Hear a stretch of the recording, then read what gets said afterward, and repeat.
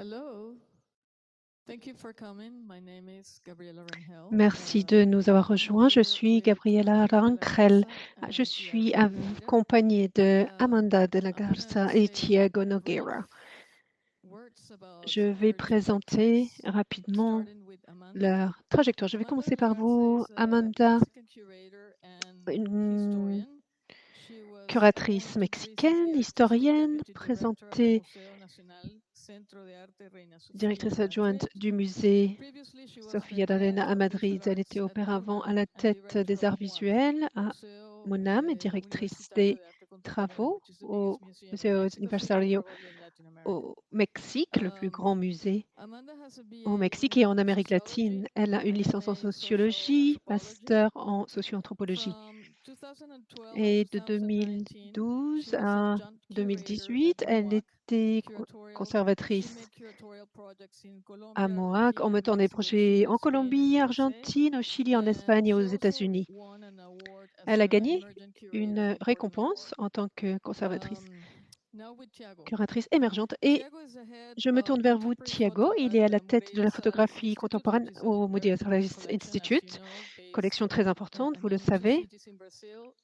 Il y a donc dans les deux villes de Sao Paulo et Rio de Janeiro. Il est fondateur et rédacteur du magazine Zoom. Est-ce que vous pouvez nous montrer la publication? Ah, elle n'est pas là. Le magazine, produit par l'Institut Moreda Morales. Et donc, il a été commissaire d'exposition d'Aldo Moriyama. Voici le magazine. Donc, il est très connu en tant que commissaire.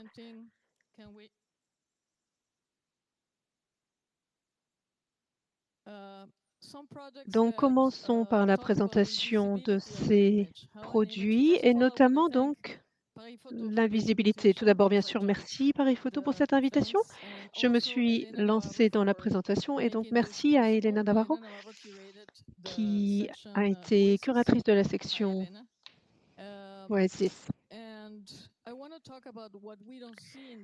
Et je voulais parler de ce que cache la photographie, ce qui peut se cacher derrière la photographie et se présenter sous d'autres projets. Je vais parler d'une génération d'artistes qui se sont embarqués dans la photographie avant la photographie numérique.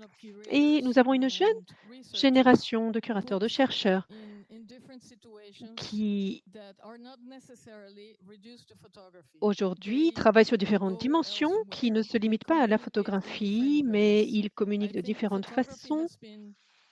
La photographie est une collaboration, nous pouvons le voir avec d'autres médiums également. Voici les sujets que nous allons aborder. Voici donc Faro Fotografico 1991, pendant la dictature. Nous voyons ici Eugenio Deadborn du Chili. Et donc, il présente dans cette œuvre la photographie, c'est quoi? C'est-à-dire, il se pose cette question, mais pas aux photographes et aux curateurs, mais il pose la question à toute personne qui a pu voir cette image et manipuler des images. Il présente le rêve de Benjamin, magnifique projet, très facile finalement à reproduire, que ce soit avec des photocopies, le transfert de l'image. Cela fait partie du processus photomécanique, un magnifique hommage à la photographie. Voici donc la première œuvre que je souhaitais présenter. Deuxième œuvre à Caracas. Camera Lucida,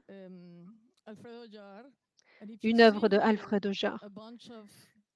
Ce que vous voyez ici, ce sont donc des appareils photo Kodak jetables. Au départ, je me suis rendue au Venezuela, à un endroit où je trouvais un musée. L'idée était la renaissance d'une famille, de donner des appareils photo à une communauté pour que les communautés prennent des photos en suivant leurs propres critères. Il a établi un nombre de critères pour que les personnes se lancent et jouent. Disons qu'ils ont le choix de suivre ou ne pas suivre les instructions. Puis, ils vont récupérer les appareils photos et éditer les photos et le musée va ensuite les exposer. Voici une œuvre, Milagros de la Torre, qui nous présente les forces invisibles, c'est-à-dire comment gérer un des phénomènes les plus complexes pendant les situations coloniales. C'est donc la question du racisme.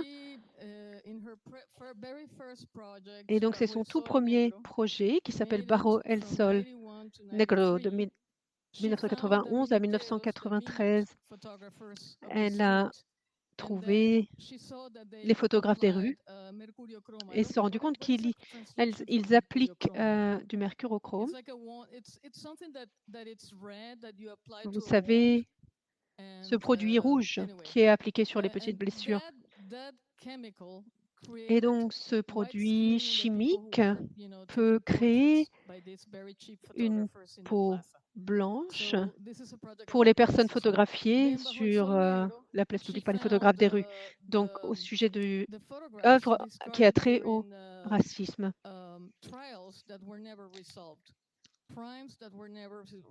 Il s'agit bien sûr aussi de crimes qui n'ont pas été résolus, par le biais de procès, et bien sûr le sujet des inégalités à Lima au Pérou.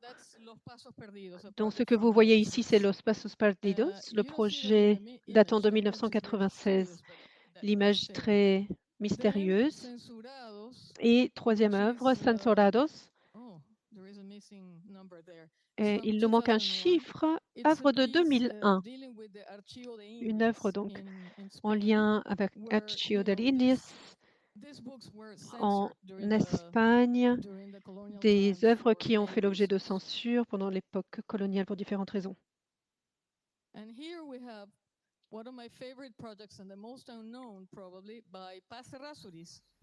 Alors, un de mes projets préférés par Pastoratoris, c'est un photographe qui représentait des sections donc de foire, quelqu'un de très connu au Chili. Et le premier projet qu'elle a fait, c'était Amalia, c'est-à-dire un livre qu'on ne peut pas classer, inclassable.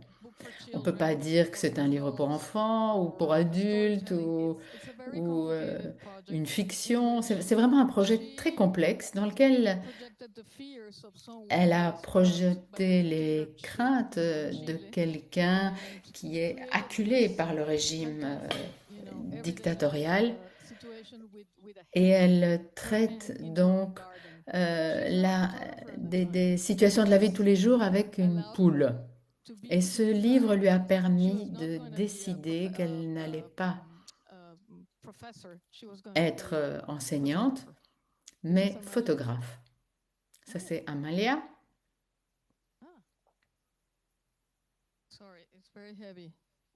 Attention, c'est lourd.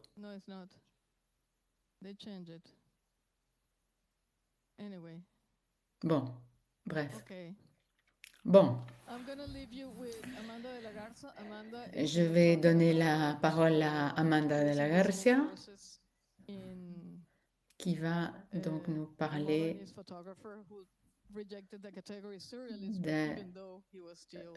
d'un photographe qui a rejeté la catégorisation, qu'on le catégorise comme surréaliste. Mais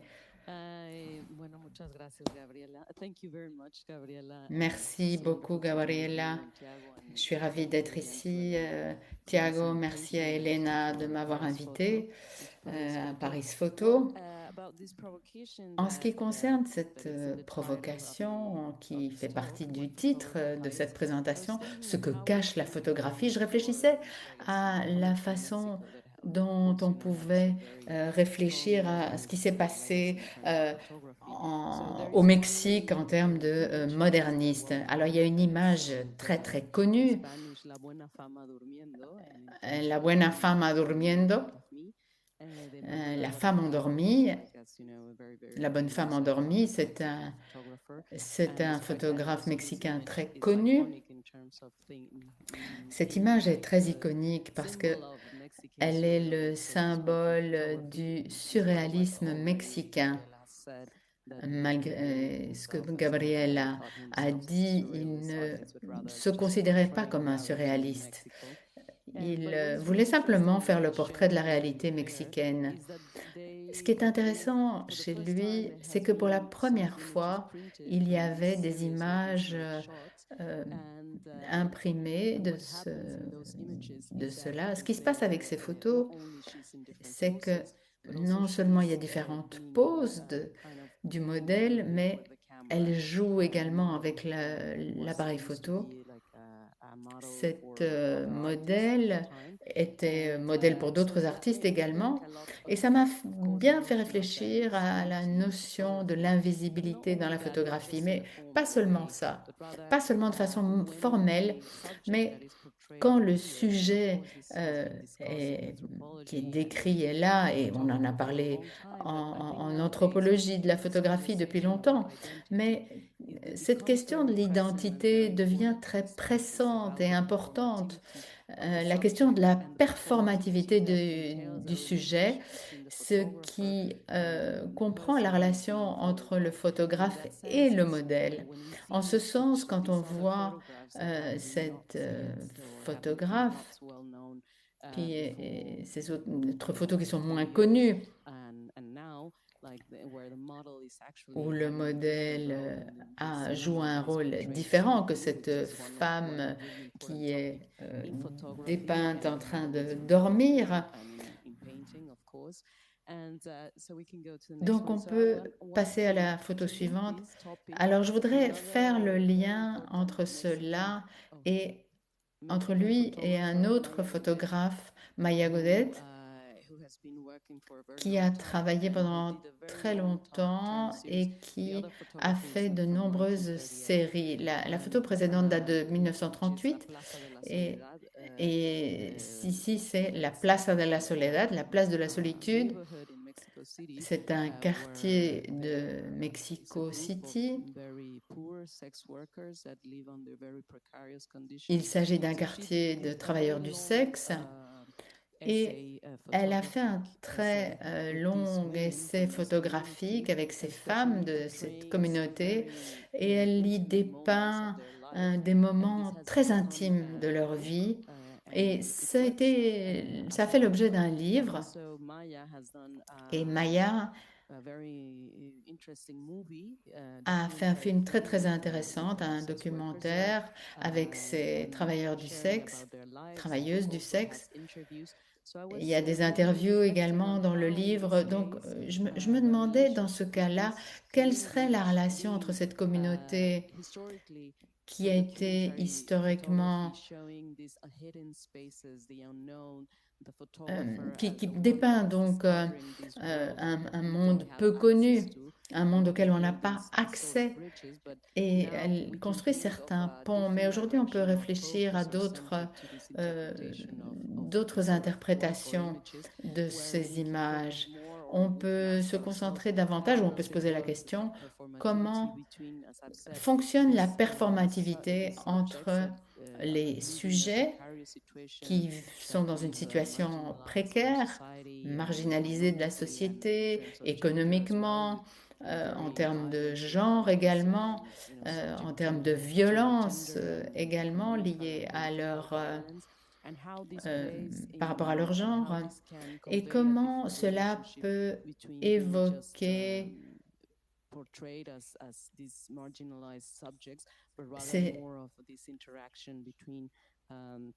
cette interaction avec le photographe et le sujet qu'il photographie. Pour moi, ces différents moments, ici par exemple cette photo d'une femme très âgée, travailleuse du sexe, qui travaille toujours en tant que telle, et cet homme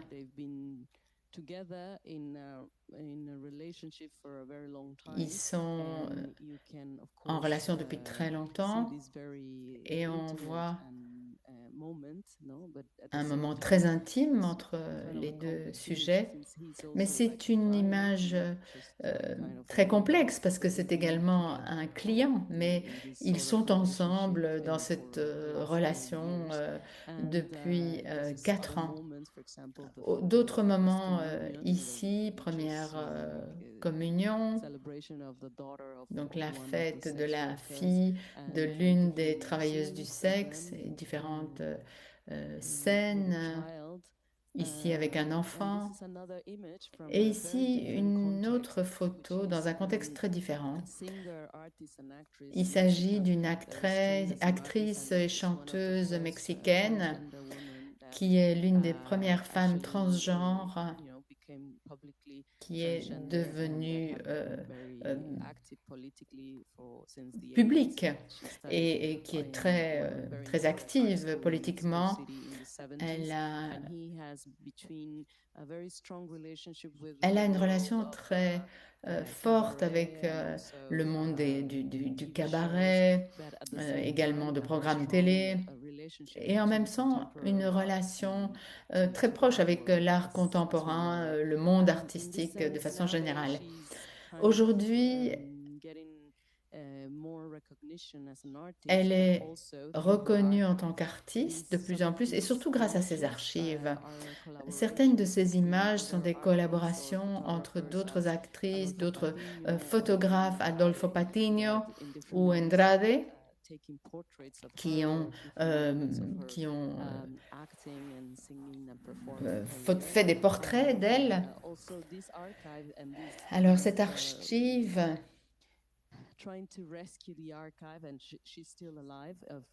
donc elle est toujours vivante, elle essaye de sauver donc ces archives.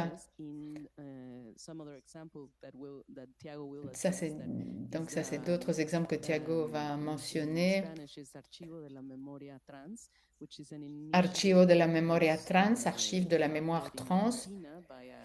Ça a été créé donc en Argentine par la communauté trans qui essaie donc de récupérer des archives liées aux personnes transgenres, personnes bien sûr harcelées d'un point de vue social sous la dictature argentine.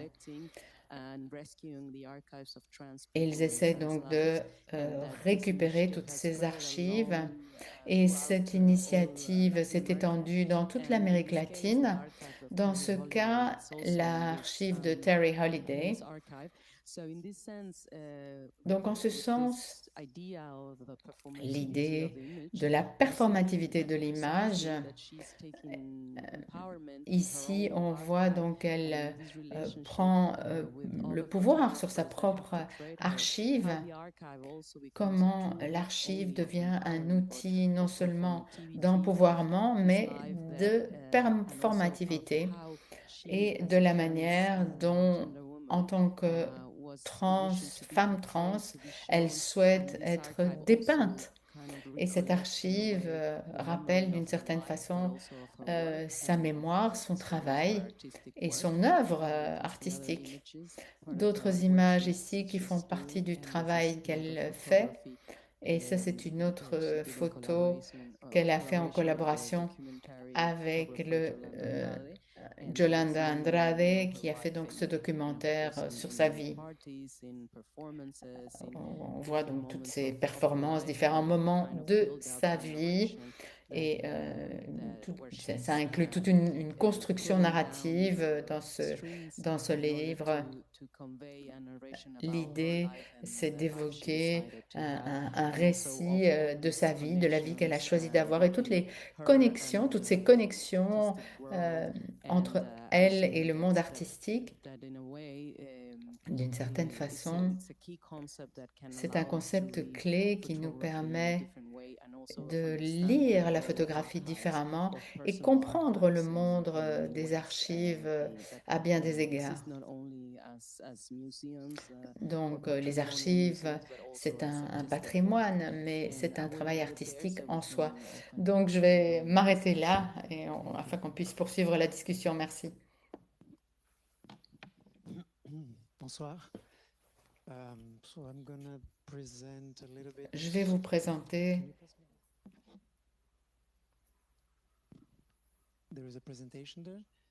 Il y a une présentation ici. Donc, je réfléchissais au sujet donc, de cette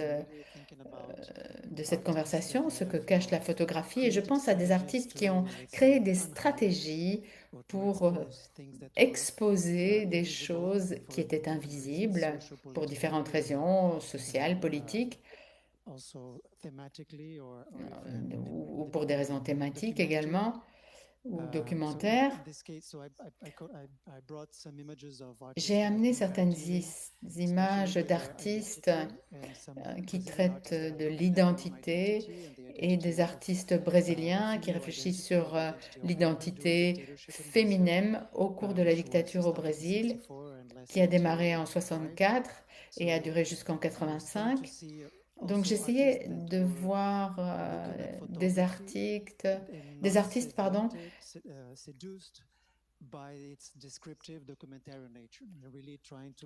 J'essaie donc de rassembler différentes pratiques en termes de photographie autour de l'idée. Donc ça c'est José Barcelos, un artiste brésilien important, né en 1938.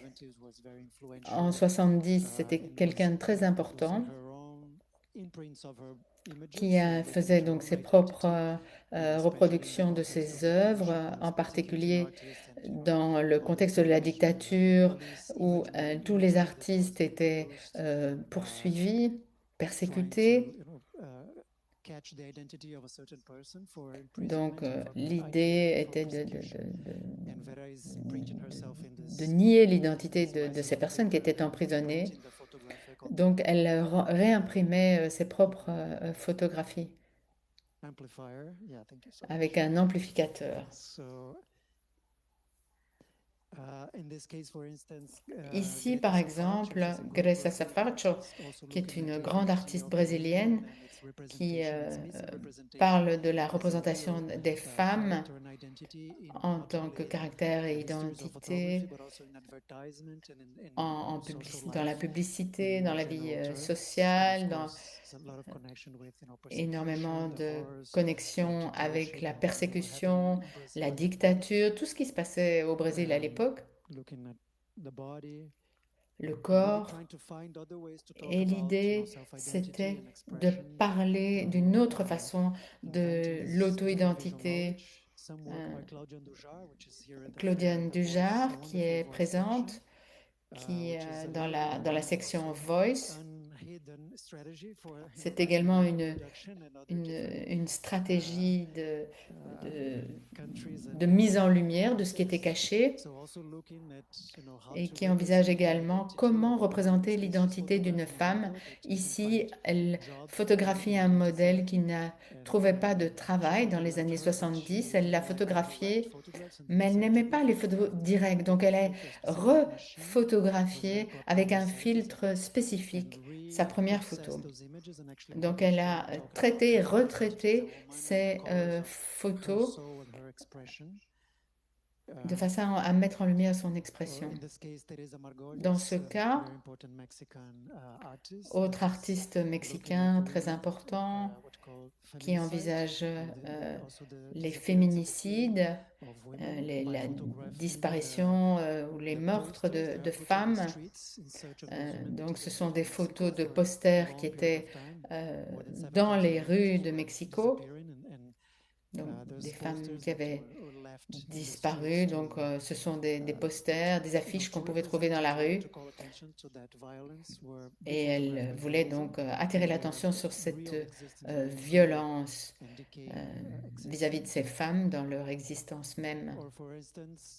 Ici, par exemple, autre artiste qui amplifie des images de manifestations dans différents contextes de dictature. Ici, ce sont des femmes qui recherchent des disparus, donc des images d'êtres aimés qui ont disparu, et donc elle amplifie leur présence dans l'image. Ici, Alors, de façon plus moderne, je ne voulais pas parler simplement du Brésil historique, mais un artiste important, José Paulino, qui envisage la représentation des femmes afro-brésiliennes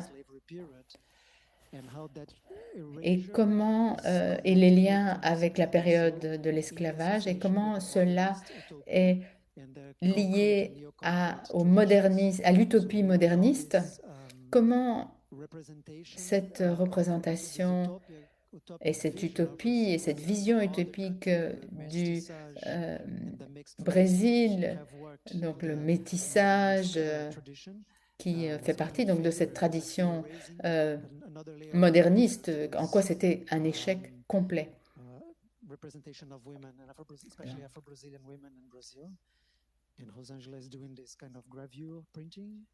Donc ça a été publié à Los Angeles.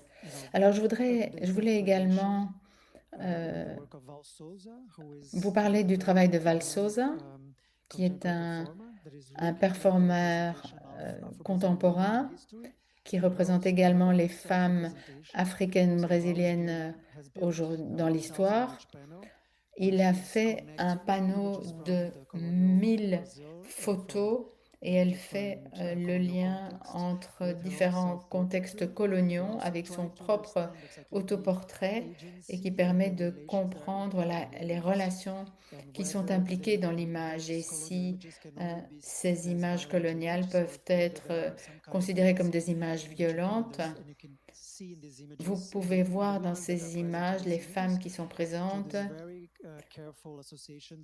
via une association très spécifique du geste et des poses. Une a quelque chose dans la bouche, d'autres sourient, d'autres expriment des choses particulières via leur bouche. Elle parle également beaucoup dans ses photos des stéréotypes et de sensualité, de sexualité, de clichés qui existent au Brésil.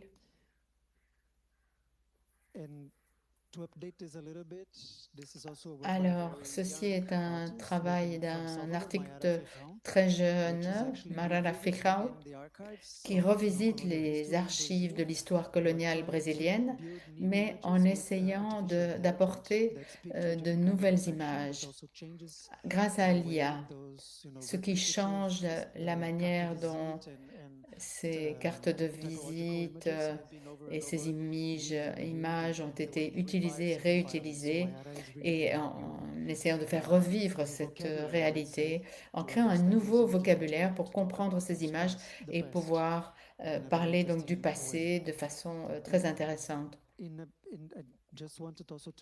Alors je voudrais également lier cela, donc le fait de mettre en lumière ce qui est caché, donc la possibilité de revisiter l'histoire grâce aux archives et des archives photographiques afin de créer une contre-histoire. Ce sont des archives qui ne sont pas présentes dans les institutions classiques. Donc c'est une stratégie subversive pour révéler cela. Donc ici c'est l'archive trans, c'est très important, donc cette histoire des personnes transgenres durant la dictature en Argentine. Quelquefois ces femmes et ces hommes transgenres étaient tués. Et donc c'est une manière de re-raconter l'histoire de la persécution, mais également la joie et la beauté de leur vie. Et je viens d'une institution qui gère des archives et ce que l'on a imposé en termes historiques peut être contrebalancé par ces initiatives très puissantes.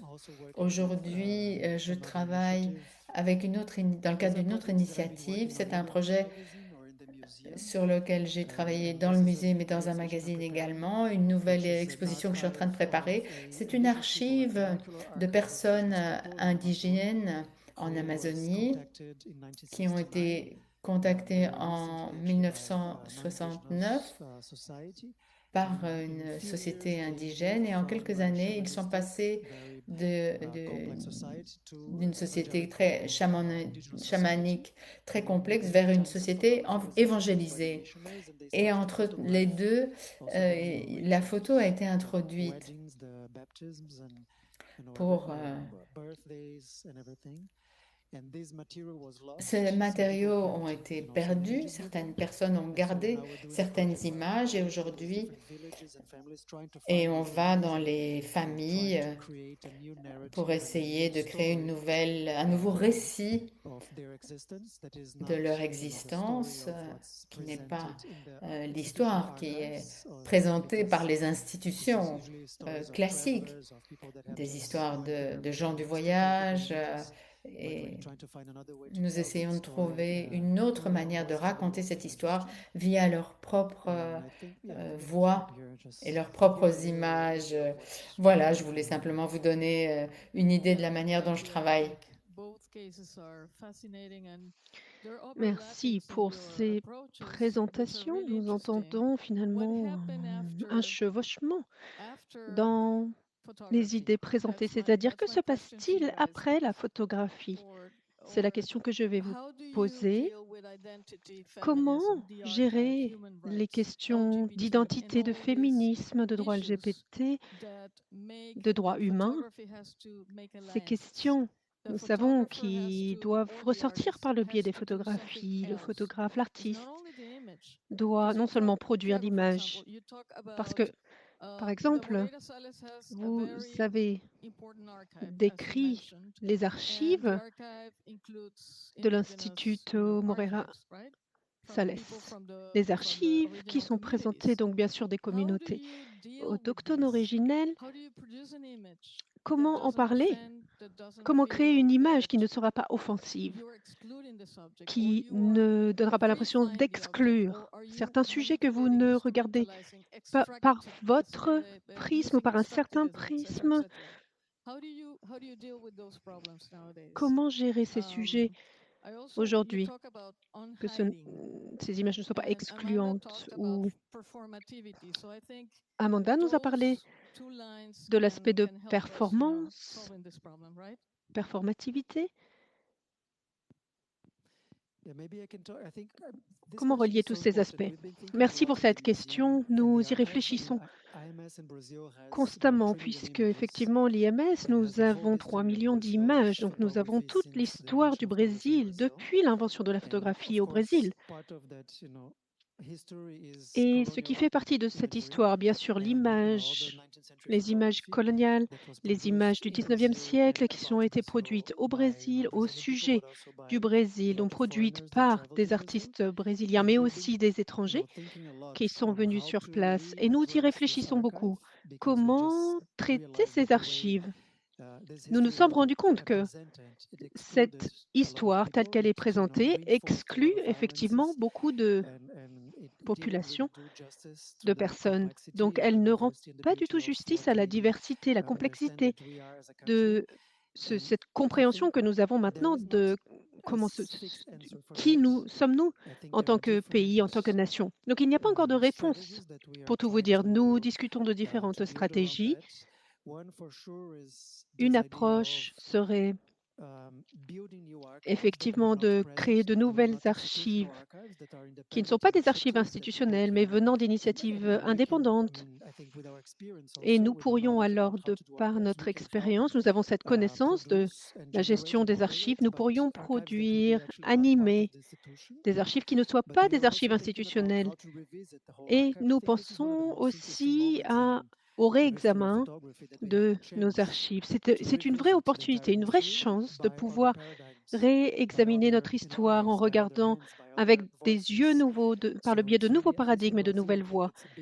Alors au Brésil, c'est une vraie révolution qui est en train de se produire, c'est-à-dire d'apporter des personnes, des descendants de ces personnes qui sont représentées dans nos archives et les inviter pour prendre part à la discussion, réfléchir au devenir de ces archives et donner une nouvelle signification, un nouveau sens à ces archives. Cela va améliorer le niveau de complexité des archives parce que, bien sûr, les défis sont inhérents à cette approche. Mais j'en parlais rapidement.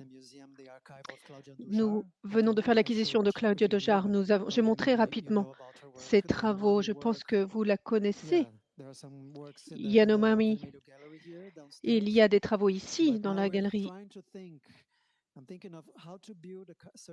Donc, la question est comment créer un laboratoire avec donc ce sujet des Yanomami. Comment nous n'avons pas besoin d'une d'archives organisée par un artiste de génie qui a organisé toute la pyramide pour nous indiquer comment comprendre ces archives, mais plutôt comment donner vie à ces archives, qu'elles soient dynamisées par les personnes à qui elles appartiennent et qui sont représentées dans ces images. Ils ont besoin de ces images pour améliorer leur visibilité et finalement leur sécurité, leur protection dans le monde aussi. Donc, ce sont les stratégies que nous tentons de mettre en place, mettre en œuvre. Donc, moi, je vais parler aussi d'autre chose, pas seulement la photographie, parce que, bien sûr, il y a un historien non-binaire au Mexique qui a aussi étudié les conquêtes au Mexique.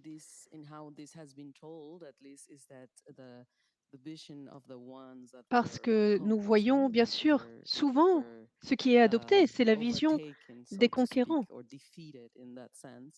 Il manque un petit peu le point de vue de ceux qui se sont retrouvés en échec. Et dans ce livre, il décrit donc, bien sûr, l'aspect barbare des conquêtes du Mexique, de la conquête espagnole au Mexique, qui ont entraîné, bien sûr, une société aujourd'hui complexe, violente au Mexique. Mais il a parlé aussi de la résistance, comment il est possible de prouver, de par l'histoire, qu'il y a eu des moments de résistance à l'époque grâce aux productions culturelles, que ce soit au niveau des régions, au niveau du pays, après cette période de conquête. Et il était important, à mes yeux, de penser à cet aspect de l'identité postcoloniale sous un angle nouveau. Je me pose souvent la question si aujourd'hui nous abordons le sujet en tentant d'être productif, c'est-à-dire qui parle au nom de qui? Quel artiste peut parler au nom de telle et telle population? Finalement, c'est de s'exprimer soi-même en les laissant s'exprimer que nous pouvons éviter la question de la subjectivité, les liens de rapport de pouvoir. Et nous savons, c'est un sujet qui se pose souvent par rapport à la photographie. Il faut donc remettre en cause les méthodes jusque-là, c'est-à-dire cette normalisation de certains qui pensent pouvoir prendre la parole au nom d'autres. Et donc, en tant que personne racisée, originaire d'Amérique latine, est-ce que je peux prendre la parole seulement comme en tant que pour moi-même, ne venant pas d'une classe aristocrate de la société? Et oui, je dois vous dire, même pour les blonds aux yeux bleus, parfois nous entendons, vous savez, à Cuba aussi, nous sommes nés dans cette société, nous sommes tous racisés en Amérique latine. Merci. Eh bien, je pensais que je ne peux pas me dire que je ne peux parler que de l'art venant d'Amérique latine, la photographie d'Amérique latine, de par mes origines. En fait, la question est comment comprendre les images produites dans le cadre de la photographie documentaire, puisque je viens d'un pays, une région avec une tradition très forte dans ce domaine de la photographie documentaire. La façon facile, aisée, serait de dire, OK, la photographie documentaire, c'est terminé. Parce qu'aujourd'hui, ils ne vont pas ainsi nous donner les représentations visuelles dont nous avons besoin. Ceci ne nous donne pas les réponses par rapport aux questions politiques qui se posent. Mais selon moi, nous devons tout de même réfléchir à ce sujet, à savoir comment mener ces conversations complexes sur ce sujet. Donc, nous travaillons en lien avec d'autres initiatives. Thiago les a décrites. Ce que vous avez parlé de l'implication de la communauté Yanomami au Brésil. Donc, effectivement, dans la classification des archives, donc c'est un travail structurel très important qui doit avoir lieu au niveau des institutions, des musées, c'est-à-dire d'inviter davantage de personnes, communautés à ces discussions, à ces conversations sur l'organisation de ces archives. Donc, nous, effectivement, nous travaillons sur ce sujet des pratiques professionnelles. C'est ce que je voulais dire quand j'ai parlé du fait que les photographies, les images ne sont pas des photographies isolées, seules, puisqu'effectivement, Thiago, vous parlez de l'implication de la communauté Yanomami pour l'organisation des archives. Mais bien sûr, ces archives présentent l'histoire pour des communautés qui parfois ont perdu certaines traces, certaines phases de leur histoire. Et vous avez parlé du travail au Mexique avec la communauté LGBT. Donc, cela nécessite bien sûr de créer des liens, des rapports sur des années. Cela va bien au-delà d'une simple image. Donc, c'est la question. Il faut réouvrir les archives, mais en tant que curateur. Et puis, je vais vous poser une dernière question avant de nous tourner vers le public, parce que vous avez peut-être aussi des questions.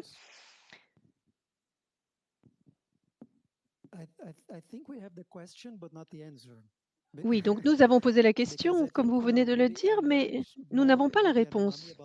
J'ai beaucoup appris, bien sûr, sur l'éthique autour de la photographie par le biais de l'interaction avec la communauté Yanomami. J'ai beaucoup plus appris que par le biais des livres. Donc la question se pose. Je ne sais pas exactement où nous allons atterrir, parce que tout ce que nous pouvons faire aujourd'hui, c'est d'ouvrir la discussion, mener ces conversations, ces dialogues, comprendre nos différences, des différences parfois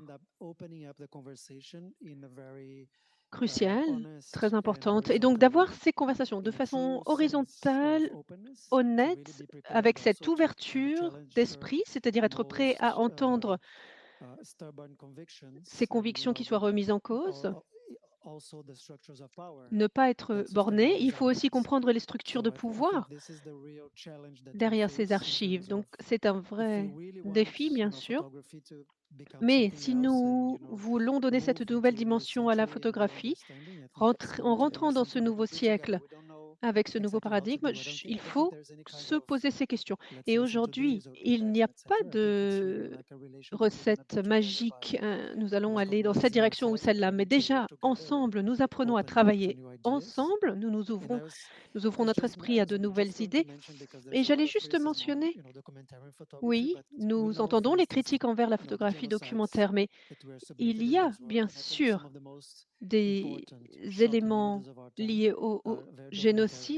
Et il faut savoir que les images les plus choquantes, les peut-être parfois importantes de cette époque, ce sont les images de ce type de conflit ou de catastrophe. Donc, la photographie documentaire nous donne des éléments extrêmement importants, fondamentalement importants, qui sont peut-être encore plus importants aujourd'hui qu'à d'autres époques de l'histoire. Pouvoir voir ces images, nous les ressentons, nous les voyons partout. Il y a quelques décennies, nous n'aurions pas pensé que nous pouvons maintenant y accéder. Elles sont très puissantes. Oui, je suis convaincue. Cette notion du reportage, ces reportages visuels du 19e siècle, 20e siècle, oui, nous voyons que souvent, ce sont devenus des livres, photos, et ils nous donnent véritablement un nouveau narratif, une nouvelle temporalité pour comprendre les développements. Que se passe-t-il derrière les images? Quel est le message derrière ce projet? Et cet élément du temps est tellement important lorsque nous cherchons à approcher une temporalité qui va au-delà de simplement les années, notre vie ou notre contexte. Parce que, bien sûr, j'utilise Instagram et nous sommes tous influencés par ces images en ligne, donc cette vitesse, cette rapidité que nous voyons en ligne. Mais j'apprécie aussi de prendre un moment pour admirer quelqu'un qui a construit une relation sur 10 ans, 15 ans, 20 ans, comme Claudia Andujar. Et donc, vous la connaissez très bien, Thiago, puisque vous avez, en tant que curateur, travaillé énormément avec ses œuvres. Et donc, de créer ces rapports, ces relations sur le long terme, c'est ainsi que nous voyons de nouvelles choses émerger par cette connaissance de la communauté. Cela nous permet d'affiner ces rapports humains et les images sont donc le résultat, la résultante de ces rapports. Et c'est pourquoi il y a un nombre d'exemples très pertinents d'images qui sont la résultante de relations avec certaines communautés, de rapports humains établis qui nous posent la question sur les rôles.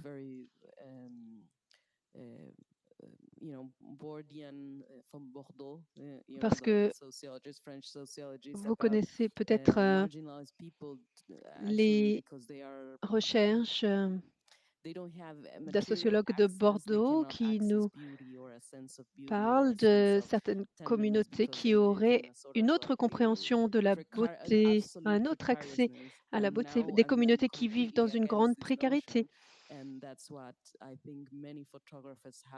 Et je pense que beaucoup de photographes nous ont donné en fait la possibilité de comprendre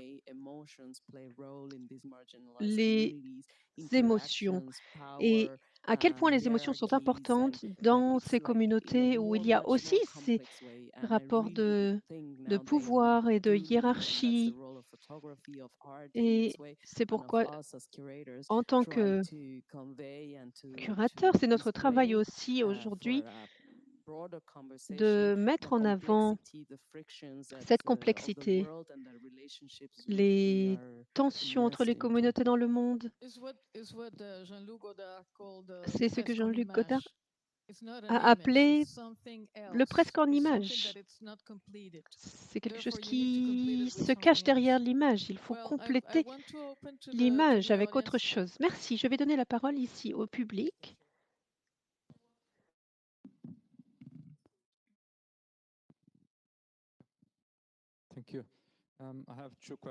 Merci, j'ai deux questions pour vous. Thiago, est-il possible d'élaborer sur le sujet de ce travail avec la communauté Yanomami? Est-ce que vous emmenez des photos pour leur montrer ou est-ce que vous les invitez? Vous avez parlé aussi de l'IA. Est-ce que vous pensez que l'intelligence artificielle représente une menace ou présente de nouvelles opportunités pour la photographie? Vous avez parlé de menace? Oui, menace ou opportunité? Eh bien, sur cette question de la relation avec les Yanomami Effectivement, j'ai commencé à travailler avec Claudia Andujar, avec ses archives et la communauté Yanomami depuis une dizaine d'années. Donc oui, j'ai beaucoup appris par le biais des expositions et j'ai changé l'exposition plusieurs fois. Nous avons déplacé cette exposition plusieurs fois. Nous venons de terminer la Colombie. Maintenant, l'exposition revient. Le spectacle revient au Brésil. Donc, les Yanomami, ils habitent dans un endroit reculé de la forêt amazonienne et ils ne parlent pas le portugais. Donc, cela peut être très, très compliqué, effectivement, de les inviter à les faire venir à Sao Paulo. Donc, ce sont des défis inhérents à cette approche. Mais oui, c'est ce que Claudia souhaite. Je pense que ces archives ne soient pas seulement des pièces historiques, mais qu'elles soient des pièces qui soient inscrites dans le contexte actuel. Et pour arriver à cela, nous devons nous rapprocher de cette communauté représentée par ces images pour faire vivre cette exposition. Donc, il faut penser au départ aussi pour cette communauté Yanomami, c'est une visibilité accrue. Ils peuvent utiliser ces images pour se protéger leur communauté vivant principalement donc dans les forêts. Et effectivement, nous avons organisé des ateliers. Nous ouvrons donc, il faut dire, un nouveau chapitre maintenant et cela va prendre du temps, je pense, pour trouver toutes les réponses. Et votre question concernant l'intelligence artificielle, je ne peux pas deviner ce que cela représente, puisqu'il y a tellement de changements dans ce domaine. La question que nous nous posons, c'est comment utiliser la technologie pour mieux comprendre encore les archives. Donc, je travaille avec deux jeunes artistes actuellement qui vont nous aider à réexaminer l'iconographie. Et la question est aussi, quelles sont les images qui n'existent pas dans les archives? Est-ce que c'est parce que la réalité n'existait pas ou y a-t-il des personnes au pouvoir qui auraient demandé de supprimer certaines images? Donc nous nous posons ces questions avec les jeunes artistes pour tenter d'apporter aussi peut-être de nouveaux récits qui accompagneraient nos archives pour encore mieux comprendre nos archives d'images. Et je trouve cette approche très intéressante. Cela fait nous poser des questions, bien sûr, mais nous avons un désir, vraiment un vrai souhait de trouver ces images. C'est véritablement une question de trouver ces images manquantes actuellement pour compléter notre histoire. Oui, j'aimerais juste commenter sur ce sujet, puisque j'ai écouté Salva Cavalcao récemment, artiste autochtone venant du Chili, et il nous parlait de l'utilisation de la technologie dans ces communautés. Beaucoup pensent que les Yanomami ne s'intéresseraient pas à l'IA et ne l'utiliseraient pas. Mais beaucoup d'artistes, de personnes dans le sud global, entre guillemets, utilisent bien sûr ces nouvelles technologies. Peut-être que la nouvelle menace serait plutôt l'approche évangélique. Je ne sais pas si vous serez d'accord, mais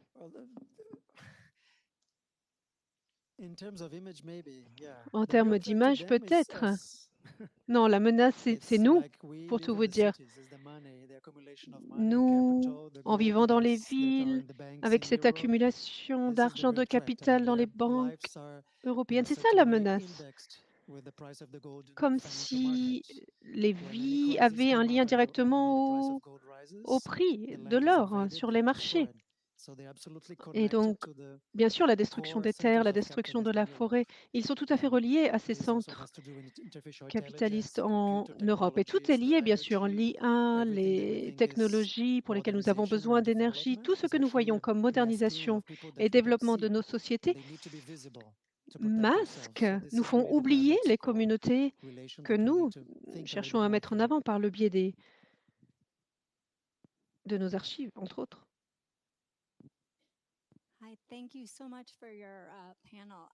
Merci pour ce panel. Si on comprend que la photo a été une manière d'exploiter et qu'elle a été ambiguë, mais ça permet différentes lectures. Donc, je voudrais comprendre mieux ce parallèle que Manuel Alvarez a exprimé. Historiquement, je réfléchissais aux exemples du Vanishing Race et comment les descendants, les héritiers de ces photos ont utilisé cela pour avoir une relation avec leurs aïeux. Donc je me demandais, y a-t-il d'autres photos de Manuel Alvarez Bravo qui suggèrent... Je pense que c'est ce que tu exprimais. Et le parallèle, exactement, c'est une différente manière d'envisager la même question finalement. Oui, oui.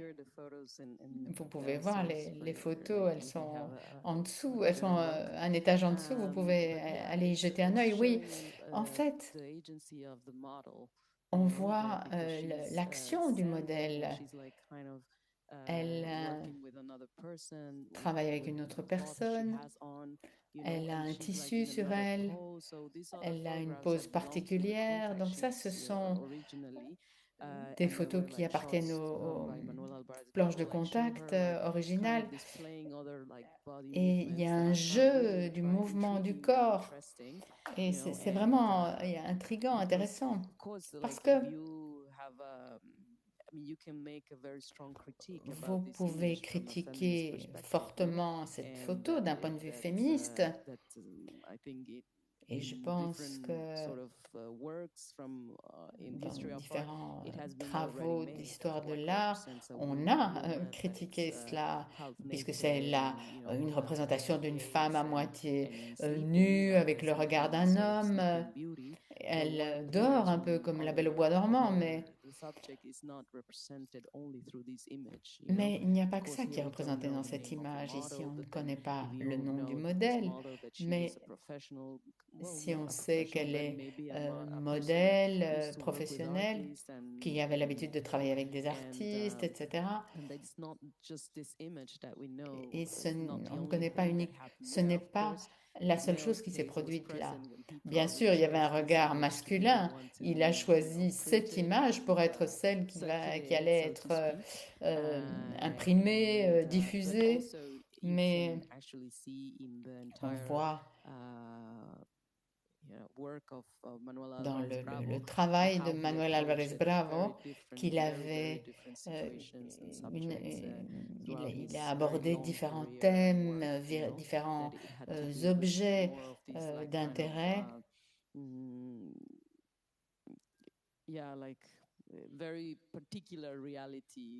Il a décrit une réalité très variée du Mexique dans toutes ses contradictions. Et donc, c'est sûr que je ne veux pas faire de lui quelqu'un de progressif, mais il y a d'autres choses qu'on peut voir dans cette image. Il ne faut pas non plus faire de l'auteur